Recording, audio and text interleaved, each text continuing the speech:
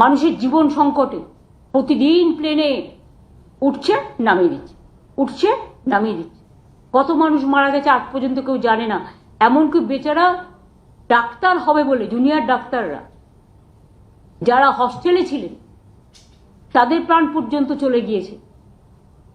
আরো কত মানুষ ওখানে নানা কাজে আসতেন, কাছাকাছি ছিলেন, তার পুরো সংখ্যাটা কেউ আমরা জানতে পারিনি। দেখুন, একটা ইনসিডেন্ট হতে পারে, একটা অ্যাক্সিডেন্ট হতে পারে, আমি সেটাকে ডিফার করছি না, কিন্তু যদি পূর্ব পরিকল্পিত কোনো ইনসিডেন্ট এবং অ্যাক্সিডেন্ট হয় সেটাকে নিয়ে আমাদের ভাবা উচিত। যে অ্যাক্সিডেন্ট আহমেদাবাদ লন্ডনের বিমানে হয়েছে তদন্ত করাচ্ছেন কাদের দিয়ে? আমলাদের দিয়ে।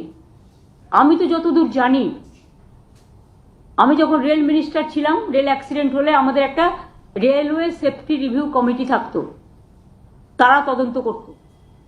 প্লেনেও নিশ্চয়ই এরকম একটা সিভিল অ্যাভিয়েশনেও নিশ্চয়ই একটা আছে। আজ পর্যন্ত একটা এফআইআর হয়নি। তার মানে কি মানুষের জীবনের কোনো দাম নেই? একবারও ভেবেছেন